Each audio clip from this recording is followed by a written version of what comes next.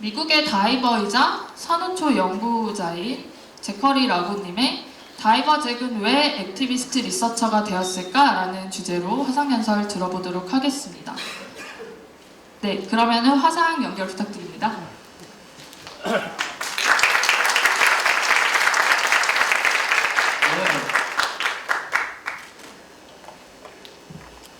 First and foremost, thanks everybody for attending this evening. I do want to start by apologizing that I am unable to be there in person for this event. I've been dealing with some health issues which have stopped me from international travel. So my sincerest apologies for not being there in person with you all, but I'm extremely grateful to be able to still have this time to talk with you and enter a discussion with the incredible folks that are going to be on this panel alongside me. At that, let's jump right in. My name is Zackery. I worked on the Netflix original film Chasing Coral. It was a passion project for me personally as a quote-unquote coral nerd, so to speak. And I really want to walk through kind of the processes of why we embarked on this project, how we were able to accomplish it, and then more importantly, some of the learnings that we were able to take away from finally being able to visualize what's going on in our oceans, in particular coral reefs. So next slide, please. And all of this project started actually with just 2 images. And on this image, you're actually seeing a full-fledged coral reef in all of its health, abundance, diversity. 1/3 of all of the life in our oceans, including fish and invertebrates, make their home on coral reefs just like this one. Next slide. However, during a coral bleaching event, which is deeply tied to the warming of our planet, in particular the warming of our oceans, due to climate change, which is one of the major talking points that's going to be happening during this festival, coral reefs like the one that you previously saw can actually be changed into what you saw on the previous slide. The reason that this is actually all happening is if you look closely at this coral, this is just an individual, you can see kind of some funny patterns on it. And that actually is algae living within the tissue of this animal. And that produces all of its energy, all of the needs that coral has, is in those little tiny specks of color that you see on the coral. Next slide, please. And what happens when our oceans get too warm is that algae that's providing the light to the coral actually begins to misbehave, so to speak, and it ultimately gets sent out of the coral. And what we have left is just the stark white skeletons that the coral has underneath its tissue. This is really bad because the corals no longer can grow, they no longer can function normally.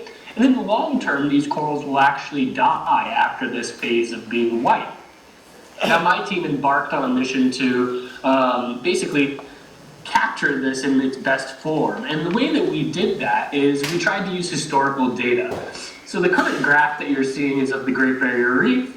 At the bottom is the south, top is the north. And you're seeing those bright red shades in the southern Great Barrier Reef. And so we actively made the decision to go to the south, and we put in some cameras that I helped design to try and take time lapses of this. Now, unfortunately, that's not actually how it worked out. If we go back to the previous slide just briefly, it is actually the north, the far, far north that bleached in 2016. So we were in the wrong place at the wrong time, and ultimately we had to abandon all of these cameras that I had spent so much time creating, and ultimately I had to do it by hand. Next slide, please. And what you're seeing here is me actively underwater with a camera and a tripod, taking the same photographs over and over again of the exact same coral reefs day after day. And I did this for about 2 months. And the final product is something that's really important. And this is a quick video that I would like to show you guys that's actually showing the degradation of a coral reef over about a 2-month period. You'll notice quite a few things while the video is playing. Not only will you see that the corals change colors, whether it's from blue to white or pink to white, but you'll also start to see them get kind of mucky looking. They turn brown. And that's actually algae taking over those skeletons as those individual corals die. It's incredibly tragic how quickly these can happen. And to put this into perspective, the video that you're now seeing is to show the El Nino that was going on during 2016 in comparison to the one that happened in 1998. These are the two largest bleaching events that we've ever seen, and you can see how dramatically worse 2016 was during that time span. And we saw coral bleaching in nearly every single reef around the world. And to further put that into perspective, this is an incredible graph that I always show when I give a speech. And that is because it's a conglomerate of data from NOAA. And essentially what you're seeing is a color that indicates whether or not a coral or a piece of our ocean was under stress enough to kill corals. Now you'll notice within the key that there's something labeled no stress in blue. And unfortunately, if you look closely, not a single portion of our ocean actually lives within that blue area. From 2014 to 2017, there was actually zero space within our planet in which corals that are living there wasn't under severe stress to the point where they can actually die. Now, all of that sounds really terrible, but along this path and journey that I took to film this movie and to ultimately document coral bleaching, I learned quite a bit. And one of the biggest things that I learned is that perspective is everything. And that is really what it comes down to when I look back on the time lapse that you guys just watched. It's ultimately, how can we take something that happens over a 2-month period, or in terms of, let's say, glaciers, for instance, something that happens over years, and manipulate that into a digestible time frame. We live in a time where social media is our lives, and we digest things in 30-second snippets for the most part. Changing that perspective is key to everything. And it's important because our planet lives life in the slow lane. Everything outside of the human realm is doing things in a way that isn't necessarily on par with the way that we live our lives. We're on a schedule every day. It's boom, boom, boom all the time. But corals and the rest of our world doesn't necessarily do that. And so in making a film, we were able to shed light on an ecosystem that is largely out of sight and out of mind, and be able to share that with the world. And now I want to briefly show you a bit of the trailer to the film, just to give you a little bit of an idea of exactly how we went about it, and exactly how we were able to change perspectives and change the minds of people about these largely alien creatures. Most people stare up into space with wonder. Yet we have this almost alien world on our own planet, just teeming with life. It's a world completely out of sight and out of mind. I have the utmost respect for corals. They're really sophisticated animals. Coral is a fundamental part of a huge ecosystem. They continue living as long as their environment allows them to. There's this big heat wave that's travelling around all over Now, the we world. want to stop it right The there coral just for the sake of bleaches, time and what move you're on to the seeing next is its slide. skeleton underneath. One of the It's like your most body amazing temperature parts of changing. this film That's is the that for me, seriousness of the issue. I always felt that coral reefs were truly this out of sight and out of mind thing that it was quite unusual for me to care about. And the best part was that we actually spread word to an immense amount of people. We were, at the Sundance Film Festival, we ultimately were able to win an Emmy Award, win the Sundance Audience Award, and even won a Peabody Award. It was incredibly fulfilling to be able to share this world that I so deeply care about with the general public and people who may not have an opportunity to spend time underwater, for instance. Less than 1% of people on the planet have an opportunity to go scuba diving or even snorkeling. And to be able to present that and win something like the Sundance Audience Award is an incredible privilege to be able to share that ecosystem with the rest of the world.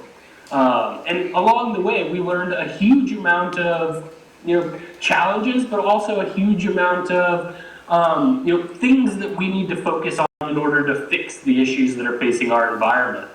Next slide, please. One of which is that science has a deep-rooted communication problem, and that's ultimately because we crave black and white. Next slide, please. This is a really good example of what I mean when I say black and white. Here you see two different headlines from two different, completely different media outlets, one of which says the Great Barrier Reef has an obituary, essentially claiming that the GBR is dead. And the other one is from Breitbart, a fairly conservative news outlet that's essentially claiming that the people that know the Great Barrier Reef the best say that it's in the best shape that it's ever been. Now, neither of those things are true. Everything is kind of a gray area. There is no black and white when it comes to science. There's no black and white when it comes to ecology. And to put that further into perspective, next slide, please. I was actually part of the first assessment of the Great Barrier Reef after these bleaching events in 2017. And what you'll see here is that the red area in the far north is where we expected to find extreme degradation, all kinds of corals dead, really no more functionality in the ecosystem. And on the exterior, where you see the orange, we were expecting to find some resilience, some corals that were still intact. And I'm going to show you about 6 photos that put into perspective why black and white and putting things in categories isn't necessarily true. These first 3 photos are from the interior of the reefs, where as you can see here, there's complete degradation. But the last photo of the 3 actually shows an incredible coral reef. And so it goes to show that there's actually no way to bundle everything into yes or no, black or white. Everything actually has to be seen as it is. And so if we can go down to the next one of my favorite things that I've learned after working with so many scientists and incredibly passionate people are that we talk about science in a way that is almost a sad dogma that everything is serious at all times. You can see in this photo very serious faces around a map, collecting data. And if we scroll through the next couple photos, you continue to see the same pattern. People sitting around with very serious faces, with their equipment and beakers, and the cliche science that we think about. Next slide, please. And even when we're underwater, we see the same photographs. One of my partners taking notes underwater, but still in the same serious context that we tend to group scientists into.